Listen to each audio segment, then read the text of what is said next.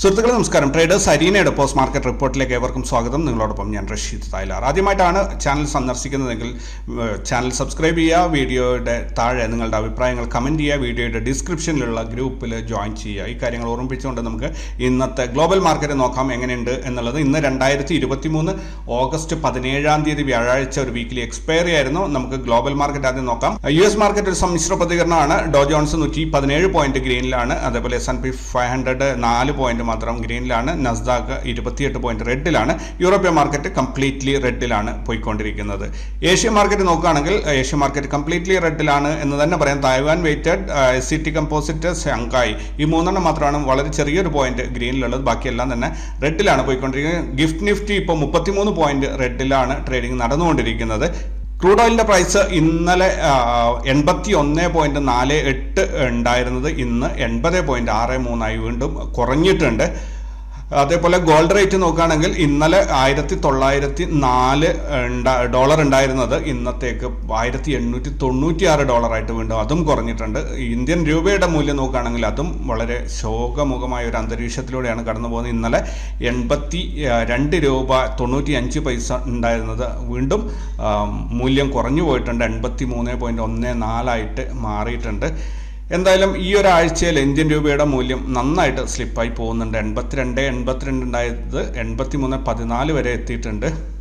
പ്രധാനപ്പെട്ട സ്റ്റോക്കുകൾ നോക്കുകയാണെങ്കിൽ REC limited, Adani ports, PFC, Shriram finance, Punjab national bank, Bandhan bank, Titan, bank of Baroda, federal bank, Adani enterprises, SBIN, Bajaj auto ഇത്രയും സ്റ്റോക്കുകൾ ലാഭം ഉണ്ടാക്കിയപ്പോൾ Astra DM, ITC, power grid, then Reliance, L&T, Nestle India, Divi's lab, ICICI, Apollo hospital, persistence, Kotak bank ഇത്രയും സ്റ്റോക്കുകൾ നഷ്ടമാണ് ഉണ്ടാക്കിയത്. REC limited ഇന്ന് 5.62% ലാഭം ഉണ്ടാക്കിയിട്ടുണ്ട്. ഇൻസ്റ്റിറ്റ്യൂഷണൽ ആക്ടിവിറ്റീസ് നോക്കുകയാണെങ്കിൽ ഇന്ന് ഫോറിൻ ഇൻസ്റ്റിറ്റ്യൂഷണൽ ഇൻവെസ്റ്റേഴ്സ് 11,205 കോടിയുടെ ബൈങ്ങും 12,715 കോടിയുടെ സെല്ലിംഗും നടത്തിയത് വഴി 1,510 കോടിയുടെ നെറ്റ് സെല്ലിംഗ് ആണ് മാർക്കറ്റിൽ കാഴ്ചവെച്ചത്. ഡൊമസ്റ്റിക് ഇൻസ്റ്റിറ്റ്യൂഷണൽ ഇൻവെസ്റ്റേഴ്സ് 6,293 കോടിയുടെ ബൈങ്ങും 6,607 കോടിയുടെ സെല്ലിംഗ് നടത്തിയത് വഴി 313 കോടിയുടെ നെറ്റ് സെല്ലിംഗ് ആണ് കാഴ്ചവെച്ചത്. ഓൾ ടുഗദർ നോക്കുകയാണെങ്കിൽ 1,824 കോടി രൂപ മാർക്കറ്റിൽ നിന്നും പിൻവലിക്കപ്പെട്ടതായിട്ടാണ് നമുക്ക് കാണാൻ സാധിക്കുന്നത്. കഴിഞ്ഞ 5 ദിവസത്തെ ഡാറ്റ നോക്കുകയാണെങ്കിൽ 9-ാം തീയതി 46 കോടി മാർക്കറ്റിലേക്ക് വരികയാണ് ചെയ്തത്. 10-ാം തീയതി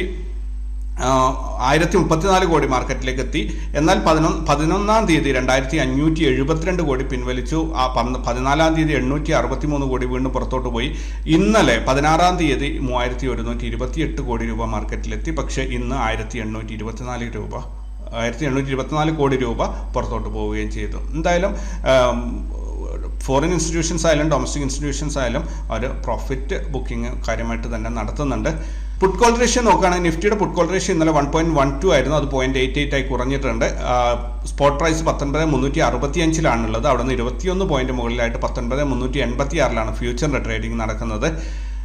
ബാങ്ക് നിഫ്റ്റിയുടെ പുട്ട് കോൾ റേഷ്യോ ഇന്നലെ 0.85 ആയിരുന്നു, അത് ഇന്ന് 0.72 ആയി കുറഞ്ഞിട്ടുണ്ട്. ബെയറിഷ് ആയിട്ടുണ്ട് മാർക്കറ്റ്. സ്പോട്ട് പ്രൈസ് 43,891 അവിടെ നിന്ന് 153 പോയിന്റ് മുകളിലായിട്ട് 44,044 ഫ്യൂച്ചറിന്റെ ട്രേഡിംഗ് നടക്കുന്നത്.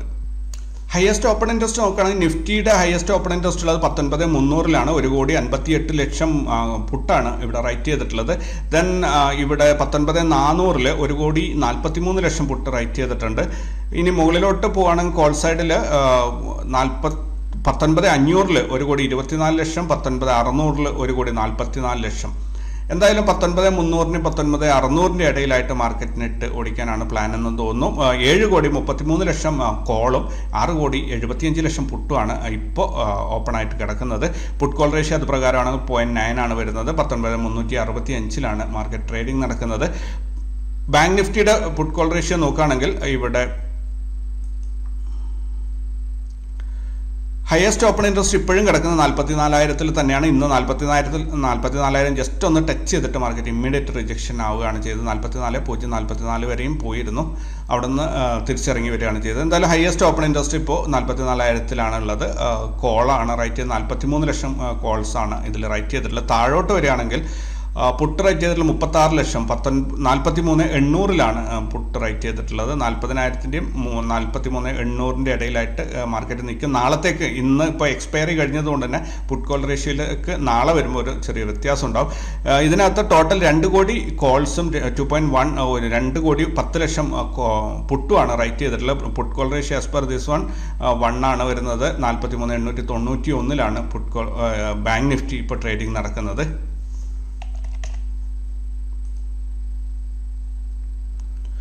ഫിൻനിഫ്റ്റിയുടെ ഹയസ്റ്റ് ഓപ്പൺ ഇൻട്രസ്റ്റ് കിടക്കുന്നത് 19,500 ഇവിടെ 6.78 ലക്ഷം പുട്ടാണ് റൈറ്റ് ചെയ്തിട്ടുള്ളത്. മുകളിലോട്ട് പോകുകയാണെങ്കിൽ എല്ലാ സ്ഥലത്തും ഈക്വൽ ആയിട്ടാണുള്ളത്, ഒരുവിധം കടന്നു പോകും എന്ന് നമുക്ക്. ഇപ്പോൾ ഉള്ള മാർക്കറ്റുള്ള 19,600 നല്ല രീതിയിൽ പുട്ടും കോളും റൈറ്റ് ചെയ്തിട്ടുണ്ട്. 31.38 ലക്ഷം കോൾസും 25.84 ലക്ഷം പുട്ടുമാണ് റൈറ്റ് ചെയ്തിട്ടുള്ളത്. 0.8 പുട്ട് കോൾ റേഷ്യോ വരുന്നത്. 19,548 ഇപ്പോൾ ട്രേഡിംഗ് നടക്കുന്നത്.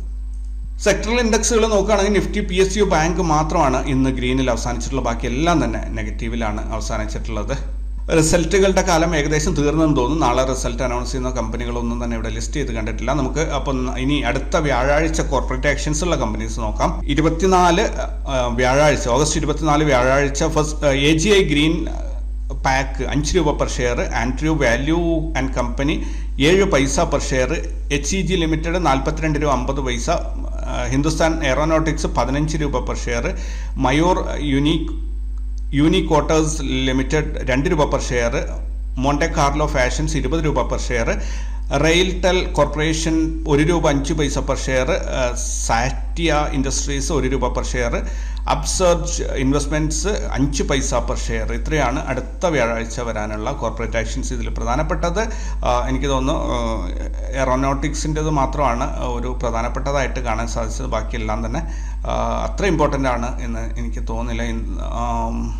ബാക്കിയെല്ലാം ചെറിയ ചെറിയ സ്റ്റോക്കുകളായിട്ട് റെയിൽടെൽ കോർപ്പറേഷൻ്റെതുണ്ട്, 1 രൂപയൊക്കെ ഉള്ളൂ. എന്തായാലും നമുക്ക് ഈ നാളെ വരാനുള്ള ഈവൻറ്റുകൾ നോക്കാം. ഈവൻറ്റുകളിൽ നാളെ വരാനുള്ളത് Japan national core CPI, UK retail sales, EU CPI, then US Baker Hughes oil rig count. ഇത്രയും ഈവൻറ്റുകളാണ്, 4 ഈവൻറ്റുകളാണ് നാളത്തേക്കുള്ളത്. പോസ്റ്റ് മാർക്കറ്റ് ഡാറ്റ നോക്കുകയാണെങ്കിൽ ഇന്ന് നിഫ്റ്റി 14 പോയിന്റ് ഗ്യാപ് ഡൗൺ ഓപ്പണായി 135 പോയിന്റ്, അഥവാ 0.7% ഇൻട്രാഡേ മൂവ്മെന്റ് ആണ് കിട്ടിയത്. ഇന്ന് ഓപ്പണായ 19,450 നിന്ന് 85 പോയിന്റ് നഷ്ടത്തിൽ 19,365 ഇന്ന് ക്ലോസ് ചെയ്തിരിക്കുന്നത്. സെൻസെക്സ് ഇന്ന് 36 പോയിന്റ് ഗ്യാപ് ഡൗൺ ഓപ്പണിംഗ് ആയിരുന്നു. 489 പോയിന്റ്, അഥവാ 0.75% ഇൻട്രാഡേ മൂവ്മെന്റ് ആണ് ഇന്ന് കിട്ടിയത്. ഇന്ന് ഓപ്പണായ 65,503 നിന്ന് 353 പോയിന്റ് നഷ്ടത്തിൽ 65,151 മാർക്കറ്റ് അവസാനിച്ചിരിക്കുന്നത്.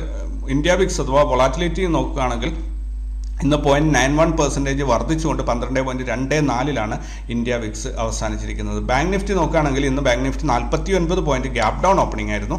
327 പോയിന്റിന്റെ അപ് ഡൗൺ, അഥവാ 0.74% അപ് ഡൗൺ മൂവ്മെന്റ് നമുക്ക് ഹൈലോ ഡിഫറൻസ് കിട്ടി. ഇന്ന് ഓപ്പണായ 43,897 നിന്ന് ഒരു ഫ്ലാറ്റ് ക്ലോസിംഗ്, ഡോജി എന്ന് പറയാം, അല്ലെങ്കിൽ 6 പോയിന്റ് നഷ്ടത്തിൽ 43,891 മാർക്കറ്റ് ഇന്ന് അവസാനിച്ചു. ദെൻ ഫിൻനിഫ്റ്റി ഇന്ന് ഓപ്പണായത് ഒരു 20 പോയിന്റ് ഗ്യാപ് ഡൗണിൽ ഓപ്പണായി 126 പോയിന്റിന്റെ ഇൻട്രാഡേ മൂവ്മെന്റ്, അഥവാ 0.65% ഇൻട്രാഡേ മൂവ്മെന്റ് ആണ് കിട്ടിയത്. ഇന്ന് ഓപ്പണായ 19,565 നിന്ന് 18 പോയിന്റ് നഷ്ടത്തിൽ 19,548 ഫിൻനിഫ്റ്റി ഇന്ന് അവസാനിച്ചു. ഓക്കെ, ലെവൽസ് നോക്കുകയാണെങ്കിൽ നിഫ്റ്റി ഇന്ന് ഓപ്പൺ ആയത് R1 ലെവലിലാണ്. R1 അവിടെ ഓപ്പൺ ആയിട്ട് മാർക്കറ്റ് നേരെ താഴോട്ട് വന്നിട്ട് നമ്മുടെ ബ്രേക്ക് ഡൗൺ ലെവലിൻ്റെയും ബ്രേക്ക് ഔട്ട് ലെവലിൽ അല്ലെങ്കിൽ നോട്ട് ട്രേഡ് സോണിലാണ് കൺസോൾട്ടേറ്റ് ചെയ്തത്. ദെൻ അവിടെ നിന്ന് ഒരു ഫർദർ ഫോൾ ഉണ്ടായി, പക്ഷേ S1 പോയി സപ്പോർട്ട് എടുത്ത് വീണ്ടും മുകളിലോട്ട് പൊങ്ങാൻ പറ്റാതെ S1 തന്നെ മാർക്കറ്റ് അവസാനിക്കുന്ന ഒരു കാഴ്ചയാണ് കണ്ടത്. ബാങ്ക് നിഫ്റ്റി നോക്കുകയാണെങ്കിൽ ബാങ്ക് നിഫ്റ്റിയും മറ്റൊരു വലിയൊരു സംഭവങ്ങൾ കിട്ടിയില്ല, പക്ഷെ മോർണിംഗിൽ ഒരു ഡീസൻറ്റ് മൂവ്മെൻറ്റ് കിട്ടി എന്നുള്ളത് സത്യമാണ്.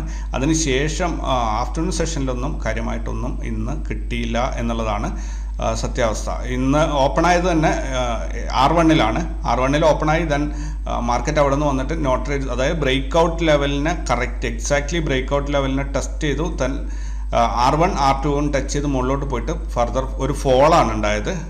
R1 കട്ട് ചെയ്ത് നോട്ട് ട്രേഡ് സോൺ കട്ട് ചെയ്തിട്ട് താഴെ ഇറങ്ങി, പക്ഷേ ഇമ്മീഡിയറ്റ് ആയിട്ട് റിക്കവറായി. ഈ ഒരു ഫോള് പ്രോപ്പറായിട്ട് കാശാക്കി മാറ്റാൻ എല്ലാവർക്കും സാധിച്ചിട്ടുണ്ട് എന്ന് തോന്നുന്നു, കാരണം ഇന്ന് എനിക്ക് കിട്ടിയ സ്ക്രീൻഷോട്ടുകളെല്ലാം തന്നെ ഗ്രീൻ ആയിരുന്നു.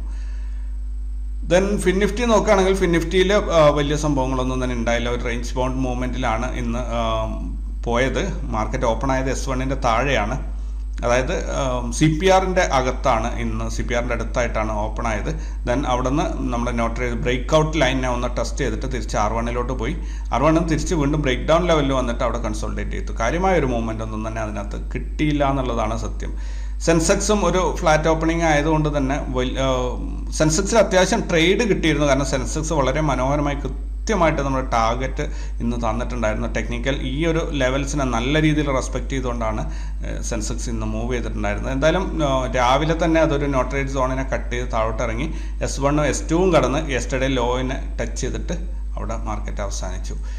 All over market trend patterns നോക്കുകയാണെങ്കിൽ ഇവിടെ മാർക്കറ്റ് ഇന്നലെ നമ്മൾ 2 സാധ്യതകളാണ് ഇവിടെ നമ്മൾ ഡിസ്കസ് ചെയ്തത് ഞാൻ ഓർക്കുന്നു. അതായത് ഒന്നുകിൽ മാർക്കറ്റ് കട്ട് ചെയ്തിട്ട് ഒരു ഗ്രീൻ ക്യാൻഡിൽ ഇതിൻ്റെ മുകളിലോട്ട് വരും എന്ന് പറഞ്ഞിരുന്നു, അല്ലെങ്കിൽ എൻഗൾഫിംഗ് ക്യാൻഡിൽ വരും. അപ്പോൾ മാർക്കറ്റ് താഴോട്ട് പോകാനാണ് ആഗ്രഹിക്കുന്നത്. സോ ഫർദർ ഇനിയൊരു നമുക്കൊരു ഫോളാണ് ബാക്കി കാണാനുള്ളത്. ബെയറിഷ് എൻഗൾഫിംഗ് ആയിട്ട് ഇവിടെ ക്യാൻഡിൽ ക്രിയേറ്റ് ചെയ്തിട്ടുണ്ട്. പക്ഷേ ഇവിടെ ഒരു ചെറിയൊരു കുഞ്ഞു പ്രശ്നമുള്ള എന്താണെന്ന് വെച്ചാൽ പ്രീവിയസ് ക്യാൻഡിൽ എൻഗൾഫ് ചെയ്തിട്ടുണ്ട് ബോഡിയെ, ഓക്കെയാണ്. പ്രീവിയസ് ക്യാൻഡിലിൻ്റെ ലോ കട്ട് ചെയ്തിട്ടില്ല ഇന്ന്. അതൊരു ശരിയായ സൂചനയല്ല. നോർമലി അത് വരുമ്പോൾ ഇന്നത്തെ ക്യാൻഡിലിൻ്റെ വിക്ക് അറ്റ്ലീസ്റ്റ് ഇത്രയെങ്കിലും വന്നിട്ട് ഇതിനെ കട്ട് ചെയ്ത് പോകണമായിരുന്നു. അത് കട്ട് ചെയ്തിട്ടില്ല എന്നതൊരു നെഗറ്റീവാണ്. എങ്കിൽ കൂടി നോക്കാം നമുക്ക് നാളെ. ഞാൻ പ്രതീക്ഷിക്കുന്നത് ഇതിൻ്റെ താഴെ ഒരു ഗ്യാപ് ഡൗൺ ഓപ്പണിംഗ് വരും എന്നാണ്, ഒരു ബെയറിഷ് മൂവ്മെൻറ്റ് വരും എന്ന് തന്നെയാണ് ഇത് സൂചിപ്പിക്കുന്നത്. ഇതല്ലാതെ മറ്റൊരു രീതിയിലേക്ക് ഇനി പോകണമെങ്കിൽ നാളെ ഫർദർ ഒരു എൻഗൾഫിംഗ് ക്യാൻഡിൽ വന്നിട്ട് വീണ്ടും ബ്രേക്ക് ഔട്ട് ചെയ്ത് മുകളിലോട്ട് പോകണം. ഈ ഒരു സമയത്ത് എന്തായാലും നാളെ ഇതിൻ്റെ താഴെ 19,337 എന്നുള്ളൊരു സൂപ്പർ സപ്പോർട്ടാണ്. ചിലപ്പോൾ ഇവിടെ ഒരു എൻഗൾഫിംഗ് ക്യാൻഡിൽ വന്നേക്കാം. ഹൈ വൊളാറ്റൈൽ ആയിട്ടുള്ള ചെറിയ ഡോജി പോലെയുള്ള സാധനങ്ങൾ വന്നേക്കാം ഇതിൻ്റെ മുകളിൽ സാധ്യതയുണ്ട്. കാരണം ഇവിടെ പ്രീവിയസ് ഹിസ്റ്ററി നോക്കിയാൽ നമുക്കറിയാം ഇവിടെ ഒരുപാട് സൈഡ് വേസ് മാർക്കറ്റാണ് ഈ ഒരു സമയത്ത് ഉണ്ടായിട്ടുള്ളത്. സോ ഇവിടെയും അതേ രീതിയിൽ വന്നുകൂടായികയൊന്നുമില്ല. നാളത്തെ മാർക്കറ്റ് നാളെ തന്നെ നമുക്ക് നോക്കിക്കണ്ട് മനസ്സിലാക്കാം. ഇവിടെ ബാങ്ക് നിഫ്റ്റി നോക്കുകയാണെങ്കിൽ ബാങ്ക് നിഫ്റ്റി നമ്മുടെ റേഞ്ചിൻ്റെ പുറത്ത് പോയി താഴെ പോയിട്ട് ബെയറിഷ് എൻഗൾഫിംഗ് ആയിട്ട് ഇന്നൊരു ഡോജിയാണ് ഇവിടെ ക്രിയേറ്റ് ചെയ്തിട്ടുള്ളത്. എന്തായാലും ഇതൊരു നെഗറ്റീവായിട്ടുള്ള ഒരു സൂചന തന്നെയാണ് നമുക്ക് തരുന്നത്. കാരണം പക്ഷേ ഇവിടെ ലോ കട്ട് ചെയ്യാത്തതുകൊണ്ട് തന്നെ ഫർദർ ഫോൾ ഉണ്ടാകുമോ അല്ല നാളെ ഇതിനെ എൻഗൾഫ് ചെയ്യുന്ന രീതിയിൽ മാർക്കറ്റ് മൂവ് ചെയ്യുമോ എന്നുള്ളത് നമുക്ക് നാളെ നോക്കി കണ്ടറിയാം. ഫർദർ ഇവിടെ ഫിൻ നിഫ്റ്റി നോക്കുകയാണെങ്കിൽ ഫിൻ നിഫ്റ്റി ഇത് ബാങ്ക് നിഫ്റ്റിയുടെ അതേ രീതിയിലൊരു എൻഗൾഫിംഗ് ബെയറിഷ് എൻഗൾഫിംഗ് ആയിട്ട് തന്നെയാണ് വന്നിരിക്കുന്നത്. ഇനി ഇതൊരു ക്യാൻസൽ ചെയ്ത് കളയണമെന്നുണ്ടെങ്കിൽ നാളെ ഇതിനേക്കാളും വലിയൊരു ഗ്രീൻ ക്യാൻഡിൽ ഇതിനെ എൻഗൾഫ് ചെയ്ത് വരികയാണെങ്കിൽ ഫർദർ അപ്പ് മൂവ്മെൻറ്റ് വരും എന്ന് നമുക്ക് പ്രതീക്ഷിക്കാം. അല്ലാത്തടത്തോളം ഇതിനകത്ത് നാളെ താഴോട്ട് തന്നെയായിരിക്കും ക്യാൻഡിൽ വരാനുള്ളത്. ദെൻ നമുക്ക് ഇവിടെ സെൻസെക്സ് നോക്കുകയാണെങ്കിൽ സെൻസെക്സ് ക്ലിയർലി ബെയറിഷാണ് കാണിക്കുന്നത്, ബെയറിഷ് എൻഗൾഫിംഗ് ആയിട്ട് തന്നെയാണ് കാണിക്കുന്നത്. ഇവിടെ നിന്ന് ഇതിൻ്റെ താഴെ ഒരു ഗ്യാപ് ഡൗൺ ഓപ്പണിംഗ് മാത്രമാണ് ഇനി നമുക്ക് സാധ്യതയുള്ളത്, അല്ലാതെ മറ്റൊന്നിനും ഒരു ചാൻസും കാണുന്നില്ല. സോ നോക്കാം എങ്ങനെയാണ് മാർക്കറ്റ് വരുന്നത് എന്നുള്ളത്. കാരണം ഈ ഒരു റേഞ്ചിൽ ഇതിൻ്റെ ഇന്നത്തെ ഹൈയുടെ മുകളിലാണെങ്കിൽ ഒരു സൈഡ് വൈസ് മാർക്കറ്റിന് സാധ്യതയുണ്ട്, അല്ലെങ്കിൽ ഇത് ക്ലിയർലി ബെയറിഷാണ്. നാളെ ഗ്യാപ് ഡൗൺ ഓപ്പണിംഗ് വന്ന് മിക്കവാറും 64,338 വരെയെങ്കിലും മാർക്കറ്റ് ഇറങ്ങി വരുമെന്ന് കരുതുന്നു. മിഡ് ക്യാപ്പിൽ ഇന്ന് ചെറിയൊരു പ്രോഗ്രസ് ഉണ്ടായിട്ടുണ്ട്. മിഡ് ക്യാപ്പ് ഡോജിയാണ് കുറേ ദിവസമായിട്ട് വന്നുകൊണ്ടിരിക്കുന്നത്.